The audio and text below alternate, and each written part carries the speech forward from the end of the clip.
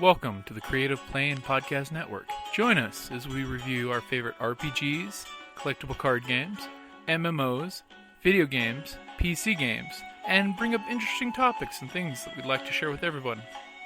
Sit back and enjoy the show.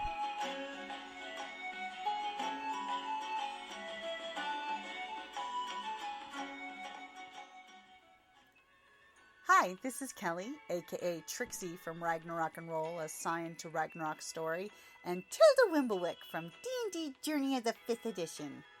First off, I would just like to say thank you to everyone for listening to our varied adventures, as well as for rating us on iTunes and RPGpodcast.com. If you haven't rated us yet, we would greatly appreciate it if you could. And if you're looking for more ways to support our efforts, we are now on Patreon, a great site where you can help us continue making more podcasts, as well as some special surprises for our patrons.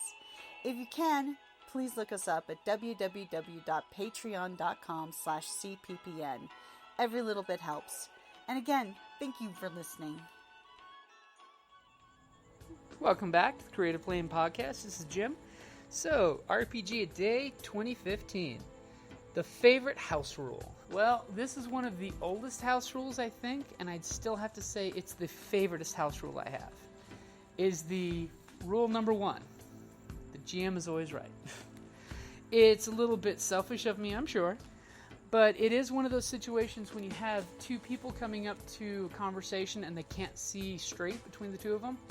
The GM should always be able to basically make a calling, and pretty much most of the players that I play with all realize how this one goes. So I'm going to make a judgment call. It's going to be the judgment call right now. When we're outside of the scope of the game room and we can talk about it later, by all means, we'll discuss it if we need to in detail, or as a group or as individuals, and then we can always come back and we'll retcon the rule. But for the sake of the story and the flow of the game, we don't want to stop and basically dissect. I mean, pretty much I'm even along that lines. If I can't find something in a book, I'll just say, screw it. Yes, this happens. Great job. You get to do what you want to do, and then I'll go back and look it back up. Heck, I've even had a few fun times where folks have said, I didn't do this, and I'm like, okay, fine, let's go on with it. Then all of a sudden, a few days later, they listen to one of the podcast episodes from a month or two ago, and then they go, I'm sorry, I listened to the podcast and I just realized you were right. And usually it's like, okay, so here's the deal. I will penalize you horribly later.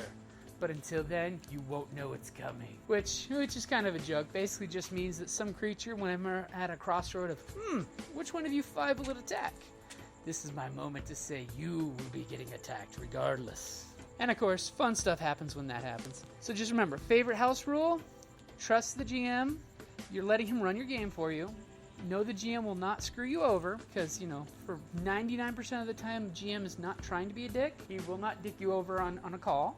But if a call comes out that you feel that feel that it was against you, in private, because it's always praise in public, punish in private. In private, talk to your GM and basically let him know how you're feeling. If feelings are hurt, that's a legitimate thing if it's an issue to you. But try not to do it in public or make a big scene. Talk to your GM in private and basically get to a safe place where you guys can hash out what's going on. Like always, guys, thank you for listening.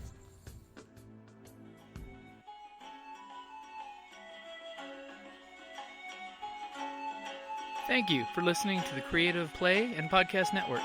And feel free to enjoy our other shows, such as D&D Journey of the 5th Edition, and Scion Ragnarok and Roll, a Scion hero to Ragnarok story.